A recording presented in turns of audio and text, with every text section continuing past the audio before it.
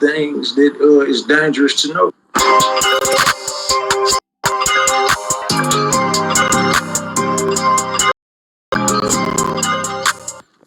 Ronnie Bo. If you're not familiar with Ronnie Bo, he was pretty much cellmates with Hove for about a 2-year span out there in Chicago. And during that time, RKelly told Ronnie Bo some things regarding one Jay-Z. Some pretty damning information.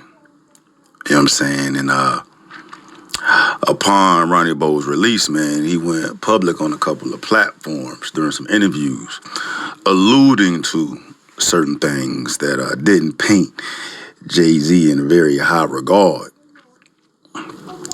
And, coincidentally enough, a lot of those interviews have been removed from YouTube. But another coincidence is that Ronnie Bo was shot not too long after that. So you do with that information what you will. But with all that being said, Ronnie Bo gave your boy an interview. And he had a lot more to say, bruh. So y'all better buckle y'all seatbelts for this one, bruh. Let's get it. I started doing this podcast after I was released from federal prison. I was incarcerated at MCC Chicago with RKelly. So when I got out and did an interview, it was initially to basically publicize the injustices of what inmates was going through in MCC Chicago during the COVID pandemic, because I had initiated a class action lawsuit against the BOP and, the government basically. And RKelly was there, and I felt like with him being a big name in the media, I felt like if he would have spoke on the matter, it would have, shined some light on all the injustice, not just with what was going on, during the pandemic, but just overall. Like, it's a lot of injustice of the prison system with people getting incarcerated for crimes they didn't commit. Like me, for example, I was incarcerated for allegedly being a member of a drug trafficking organization based in Chicago, and I'm from Milwaukee. And somehow they tied me to an entire organization, although I only knew, one person out there in Chicago. And because I refused to cooperate with the DEA as an informant, they framed me in a case, and I was incarcerated for something that I really didn't do. So that's where it all started. I ended up going viral, for what I publicized regarding RKelly and Jay-Z. And then from there, I've been on several other platforms. Most recently, Jaguar Wright spoke out about me, in a positive light, which basically put me back, in the spotlight, I guess you could say. The things that I've heard about Ronnie Bo have come from within the prison system. And there are things that I will not discuss. As many times as I've been incarcerated, and the kind of friends that I've made on the inside, it gives me access to be able to have real information about what's going on with certain prisoners and things of that nature. I knew that Ronnie Bo was not safe. I knew that RKelly probably told him some things that he didn't realize were dangerous for him to know. And I pray that he's not experiencing any discomfort for being in a cell with someone who had such a checkered past. Isn't that wild? That is wild. Like almost be or possibly put in danger, or could be put in danger, just because you were incarcerated with someone. Because you know too much. You know too much. I don't think he knows all that he knows, which is why I'm sure no one will want him talking to me. Do you want to go into further detail about the things RKelly discussed with you? Because I know for sure this video is going to be a lot of people that aren't aware of the story exactly, man. So I just want to make sure everybody is up to speed on exactly why, I mean, your name is so viral right now. Well, he said some things about Jay-Z, which kind of confirmed that Jay-Z is a sellout and a puppet. And as I told you, bro, for the first time, I'm gonna go ahead and publicize what R. Kelly told me, what Jaguar Wright was referring to when she said R. Kelly told me some things that is dangerous to know. And I've been holding back for all this time for a reason. It put my life on the line. It put R. Kelly life on the line for me to publicize this. But if you don't mind, I'd like to say that for last. You know, I just want to close out with that because I think this may be my last interview. You know, it's a lot going on behind the scene. I can't continue to get on these platforms and talk about certain things. So I just want to, you know, for my last interview, I'm going to go ahead and reveal this industry secret. You know what I mean? As far as the shooting, guys, I appreciate you all the information you gave to me on my end. You know what I'm saying? I dove into it quite a bit. And I came to learn that, you know, you never provided a statement at all to the feds as far as placing you anywhere, right? And then there was actually an informant that placed you somewhere that, you know, you weren't. You want to get into that at all? The feds say that a confidential source told them that I went to Marcy Projects in Brooklyn, New York, to do a publicity stunt after I went viral about all this. And while I was there, I allegedly got shot in the shoulder.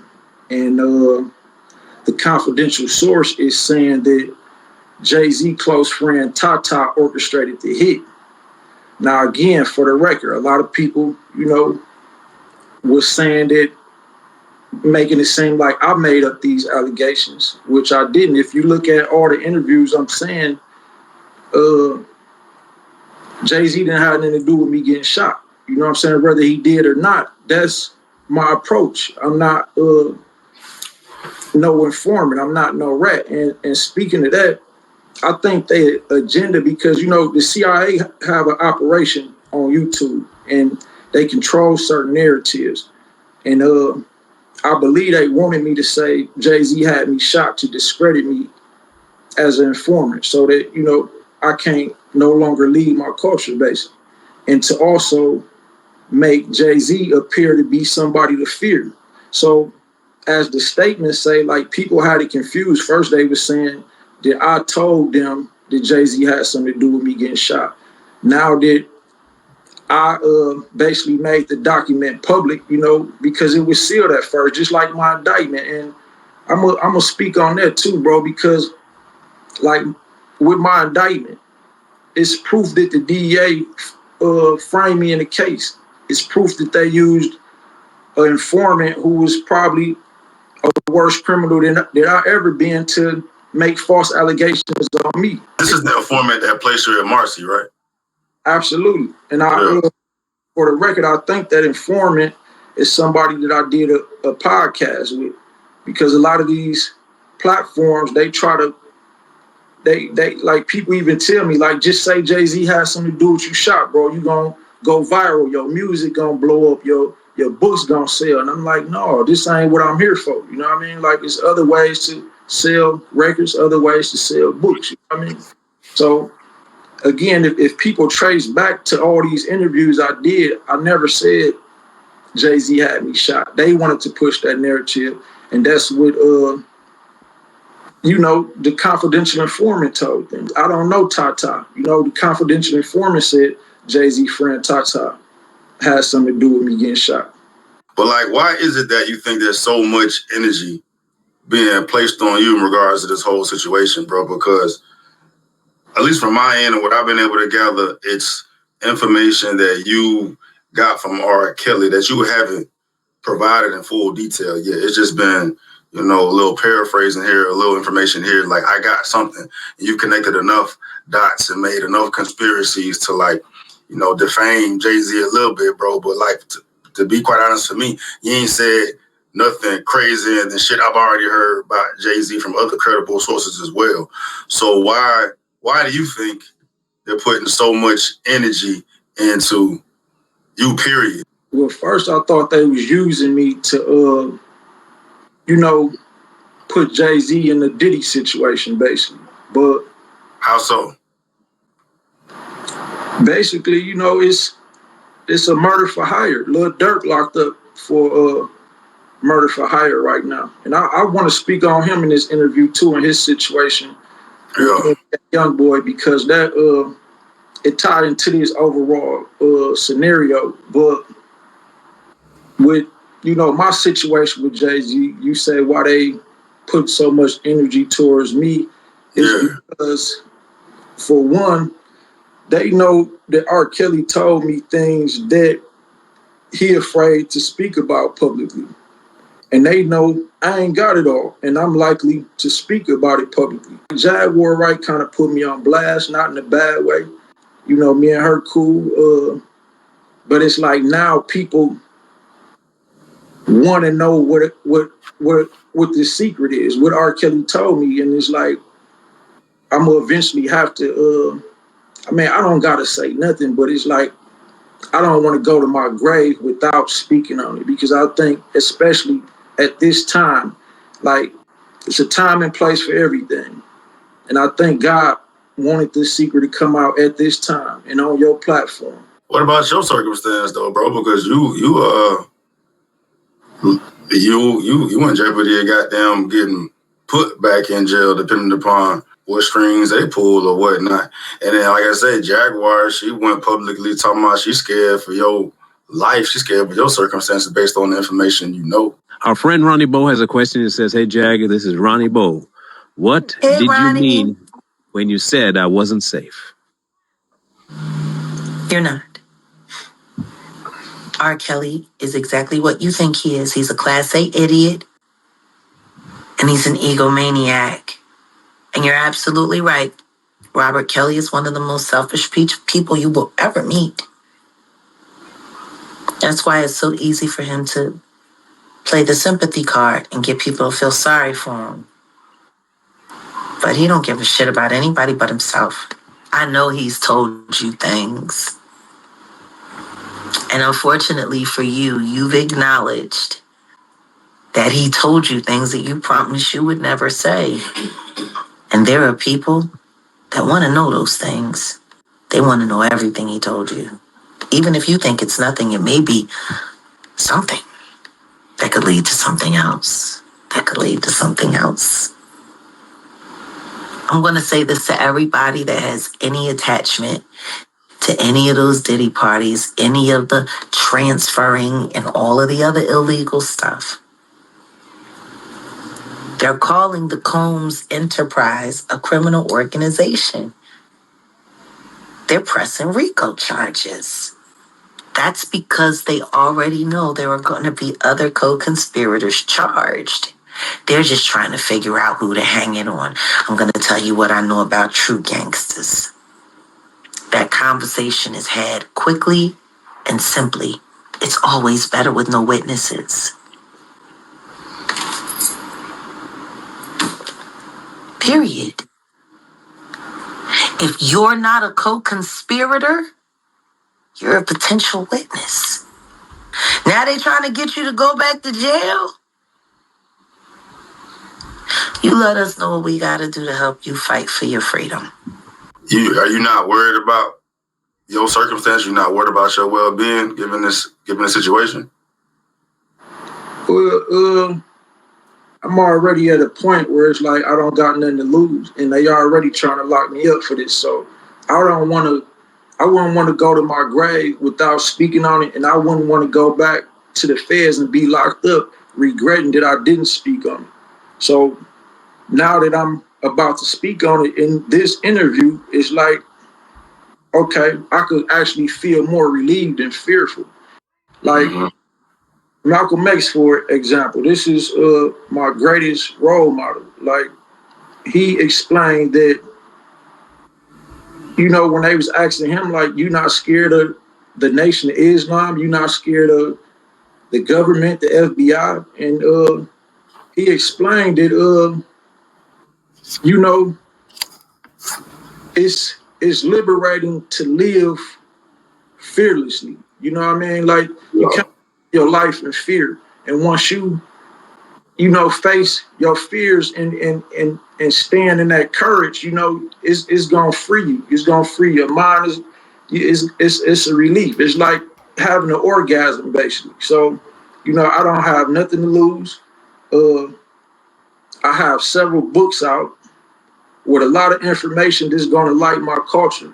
So even if I die today, I feel like I did what God put me in this world to do. So there's nothing to be fearful about no more. Like, what do you have to say to those people out here that are like questioning your claims as far as,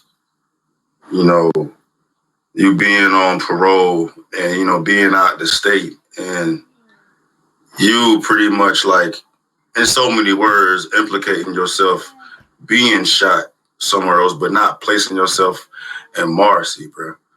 Like, some people are questioning the credibility in your claims as far as that, because it'd be pretty easy to determine whether or not you was in Marcy. Well, I was never the one that came with these accusations of being shot. Like after I got shot and people heard I got shot, people ran to the internet saying, "Oh, he got shot. It had to have been Jay-Z because he went viral about this." But that's something that, like, the FBI or my probation officer or something, they gonna have to, make that case and whether I went to the hospital or whatever. Like, I'm not gonna really provide them with no information that they could use to, send me back. You was on video once saying that you was, somewhere close in the vicinity.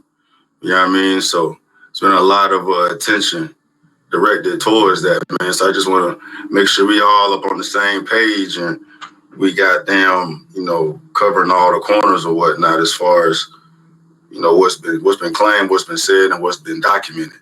Like, for those who are questioning the credibility of your story, like, what do you got to say to them? I never made them claims, and everybody knew who was following my campaign back then. They knew that I was actually traveling instead of, doing these virtual interviews. When I did do that, I would ask for permission to travel. So,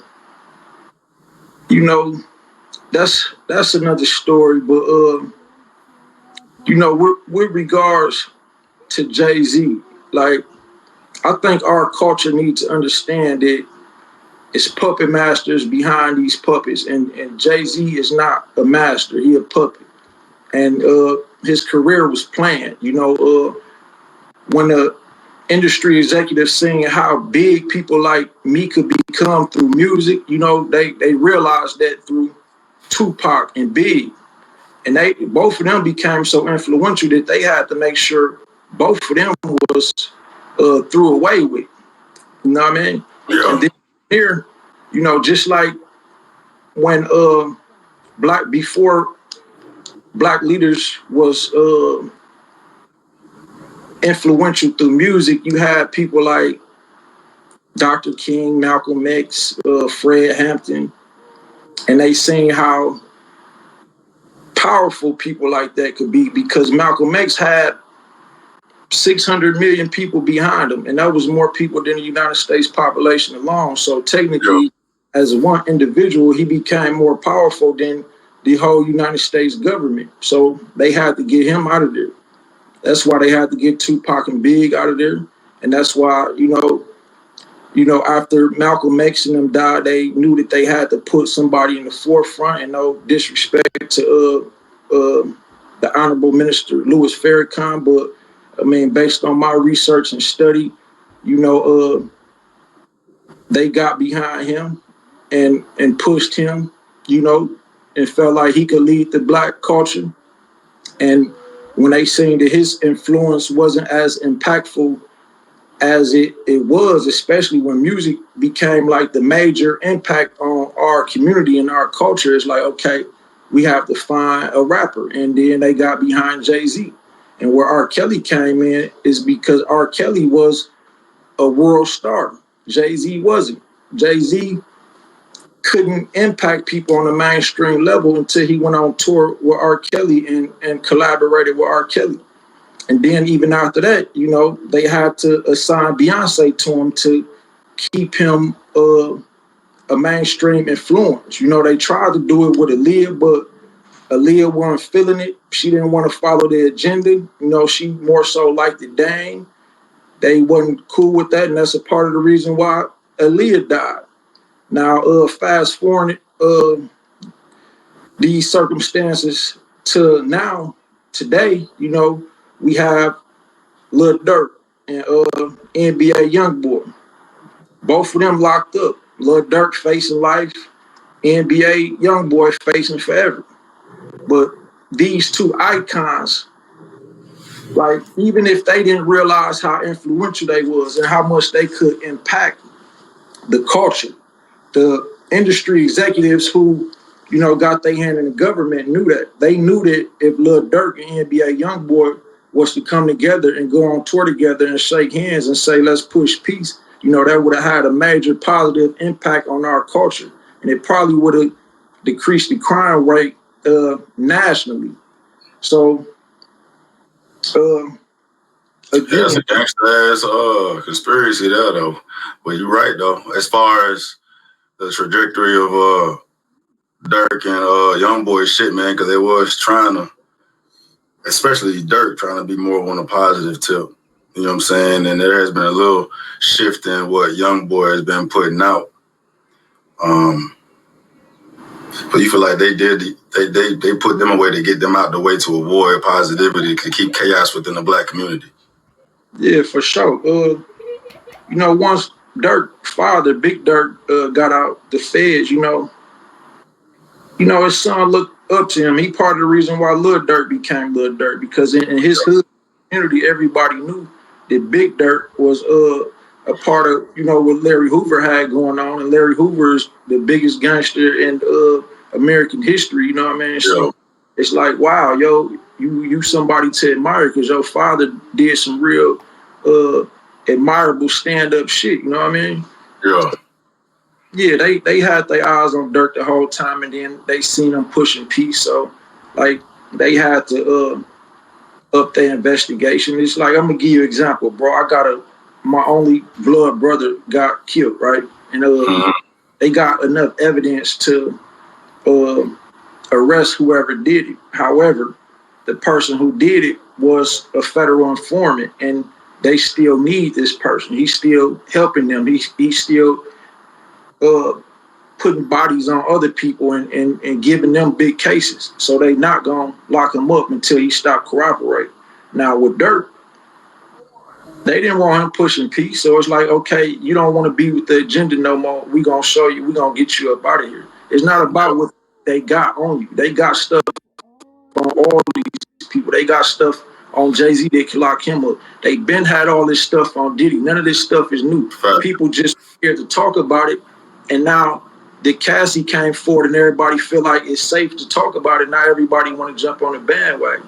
So people can say conspiracy theory, but people like me who had hands-on experience, you probably had your experience, especially when you know people like Jaguar Wright, bro. Trust me, I'm gonna tell you another thing. People like me and Jaguar Wright, we get calls and texts and emails from people who put us up on all type of stuff. Like RKelly, not the only person that I know that have experience in, you know, real life insight into these things. You know what I mean? Like, even other celebrities, bro, reach out and tell us things because they know we got the courage to speak out, and they don't.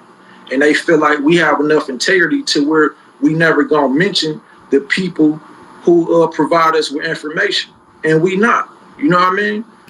But that's another story. Like, the reason why I'm making this my last interview, bro, because I'm on the verge of being banned, like Alex Jones, David Icke, you know, other people who was putting real information on here. They could. Why you feel like that though? Who the ones coming down you? Who are they gonna ban you?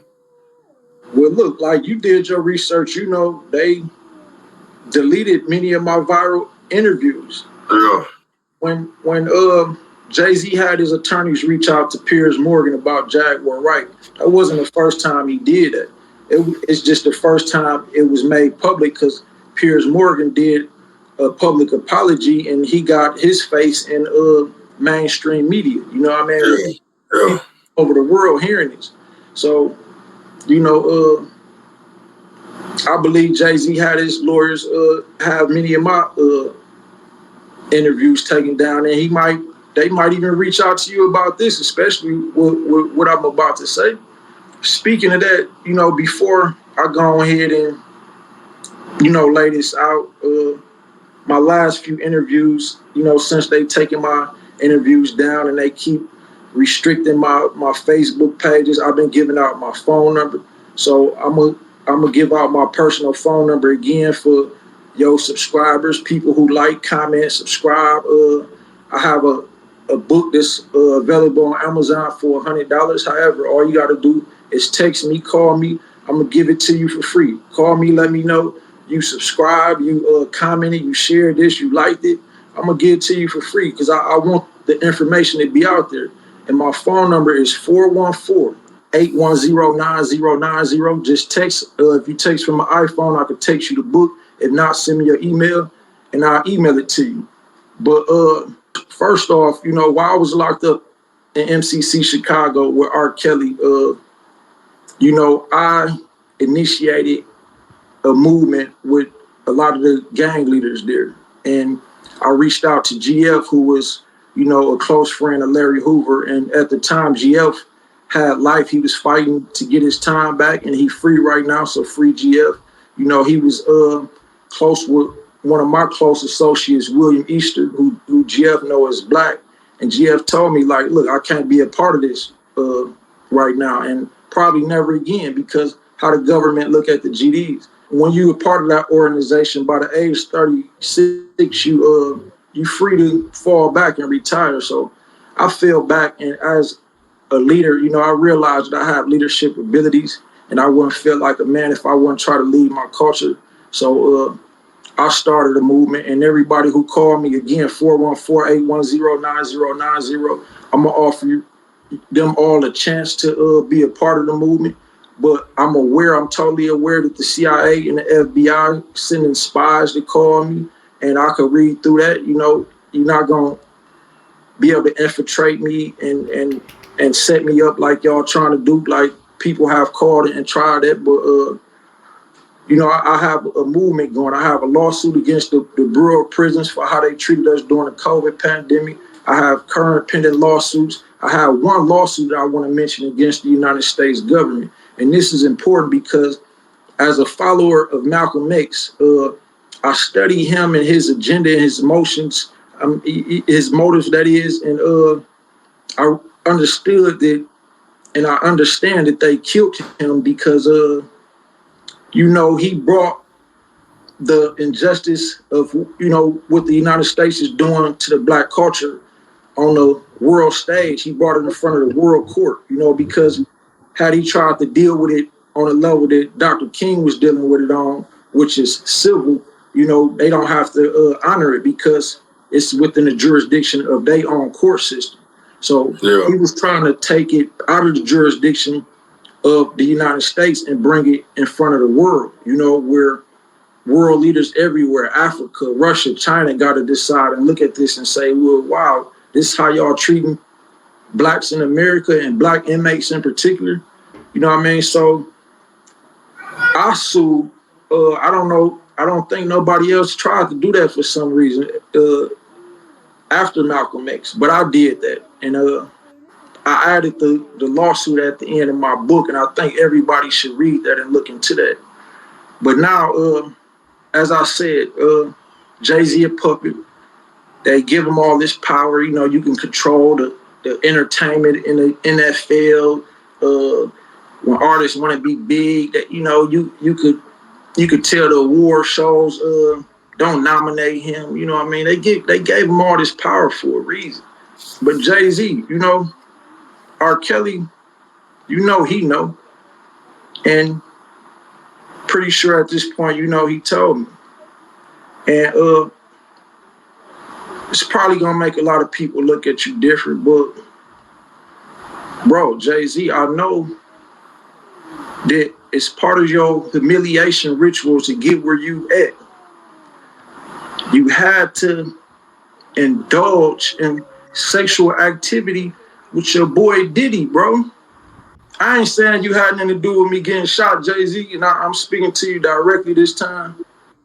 I ain't saying you had nothing to do with it. You ain't got to worry about me. I'm a man of the G code. I'm a man of honor. I don't want you locked up, bro. I used to look up to you, and I still love your music. I still listen to your music, ho. But I'm kind of hurt to know that somebody that I admire, had to do something so weird and disgraceful for money and fame, bro. You know what you did with Diddy. Bro, you engaged in oral with Diddy, bro. You engaged in oral with another man. If something happened to me, oh well, bro, my book's gonna outlive me. The information in them books, bro, it's over. It's checkmate. The big thing R. Kelly dropped to you in prison is that Ho was engaged in some homosexual behavior with Diddy. Yeah, and if anybody know people that's locked up in the feds who got some power, man, tell y'all people to protect that, man, because I hate I have to do this. I know it's gonna put that man's life in danger, but and I know people heard bad things about R. Kelly, but y'all can't believe everything that y'all hear. They came to me and tried to get me to say bad things about R. Kelly. The media, industry publicists. I sent you the text, bro. You ain't got to expose it. For me personally, it don't even surprise me, dog. All these motherfuckers identify somewhat. I was of the mind that goddamn Jay-Z was one of the Diddy's before Diddy. But you flipped it and said that Diddy's the one that goddamn had to Diddyfy Jay-Z, huh? Bro, and they got it in them tapes, bro. But he's so powerful in it, they put it. You already got him out. If he get out of line though, they gonna put it out. But he ain't lying. He doing what they wanted to do. Like for me, like I said, unfortunately for me, that shit don't fucking surprise me, dog. I heard the worst type of worst shit from Jay-Z already, dog. You know what I mean? But it was all conspiracy on my end. But for you saying that R. Kelly told your ass that specifically gonna hold a lot more motherfucking weight. You know what I'm saying? I'm anxious to see people's response to that. Is that what you told Jaguar? You told Jaguar that R. Kelly told you that? Somehow, bro, that lady be knowing stuff, bro. She kind of like already knew. She say some of her people was locked up in there with us. Yeah. Her people supposed to told her some of the things that R. Kelly was saying, that which she knew that I knew, basically. You know what I mean? Was R. Kelly in there telling everybody that shit? No, he was scared to really communicate with me, bro, because, like, even though, like, I helped, make him feel safe in there, I was trying to get a book deal with him. And I basically had the GDs basically just go vouch for me and say who I am. Like, bro, he one of us. He good. He ain't nobody here wearing a wire trying to set you up. You know what I'm saying? He really just want to get some stories, to put in the book. And he want to tell your side of the story, basically. You said that, like, everything ain't what meets the eye with R. Kelly. So with that, are you trying to imply that he not out here on no petty shit at all? Like, ain't none of that shit true about him? I wasn't there, bro, so I can't stand on it. But I know that he ain't the monster that they portray him to be. Like, yeah. Was he having sex with young females? Everybody know that. Was they underage? We don't know that for sure. And I'm of the mind that all these motherfuckers was, though, bro. You know what I mean? I think all them industry motherfuckers was goddamn smashing little girls. Just that, but this whole narrative of Ho was that he used that to take R. Kelly down when most of these motherfuckers was doing it. So it's like hypocritical as shit. You know what I'm saying? Yeah. That's my own point, though. Like you said, everybody was doing it. So, like, why they come down so hard on R. Kelly when y'all know Jay-Z was doing the exact same shit? Yeah. Not just Jay-Z, but like you said, most of them, bro. And then the people behind them the executives who cut them they checks, they do shit worse than that. You know what I'm saying? Yeah. They really got islands where there's no laws on sexual limitation. You know what I'm saying? They have with little kids, literally 10-year-olds and shit like that, bro. Probably Was R. Kelly telling you any of that shit? yeah, But all bro. the little kid shit. He just was scared to tell because he felt like, I don't know you, I met you in here. You might get out and tell anybody or But was he telling you this shit just for the book or just for the rapport you have built with him? yeah, it was the report. It was the book, but he didn't want me to put certain things in the book. He would just put me up on game, like basically trying to justify why he was up in there. But it's like man, I'm telling you, like my catalog worth a billion. As soon as I try to, fight for that and get what I really rightfully earned and deserved, like then they came with this and that, you know what I mean? And other people who working with them, they got them doing this and that. So it's like wow, and I believe them, bro. I could kind of tell when somebody lying, you know what I'm saying? Like, in what context did he bring up that Diddy had got to Hove? Because this was way before any of this Diddy shit started going viral. So how did that even come up in the conversation? well, they do little rituals and they like test people to see who gonna get out of line. They got to make sure you in check. So they do little humiliation rituals and all type of stuff. Like, for example, they been tried to put Jay-Z in the spotlight by using Aaliyah. Like, Aaliyah was supposed to be in a relationship with him, and that would have made Jay-Z like a mainstream figure on another level. But she didn't, like I said, she didn't go with the agenda, so she ended up dead. And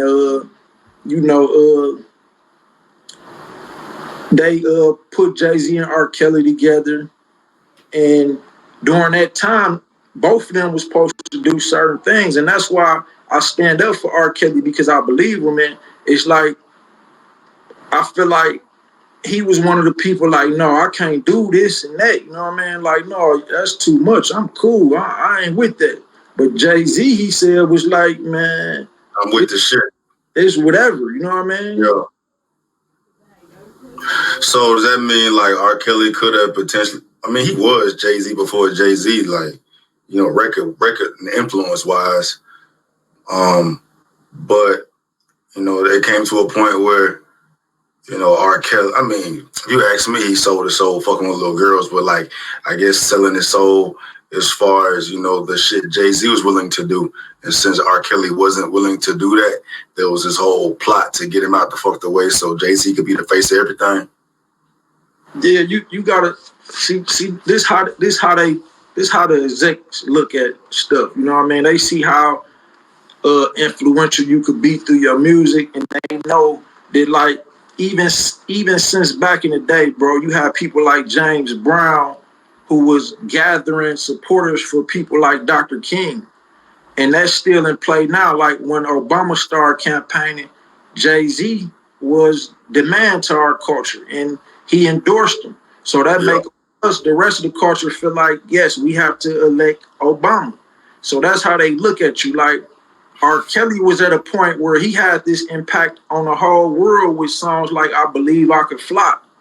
You know what I mean? So even though R. Kelly might not be there mentally with that type of vision to impact the world, you know what I mean? That's how they looking at him. So it's got to make sure we can control you in case you ever do try to do a mass global social movement. You know what I mean? We got to make sure you in line with our agenda and can't stray away from that. Yeah. And they had him on the fucking juvenile shit, so. One point I was trying to make before, whatever happened, bro, was the Rich Homie Quan situation. Like, Atlanta is like the new mecca for black culture and hip hop. And Rich Homie came out like, he was the one, you know what I mean? And so when Young Thug attached himself to Rich Homie, that put Young Thug in the spotlight. And if you remember, he taking pictures with lipstick on, getting his fingernails painted, wearing dresses, calling Rich Homie and other rappers Bay. You know what I mean? So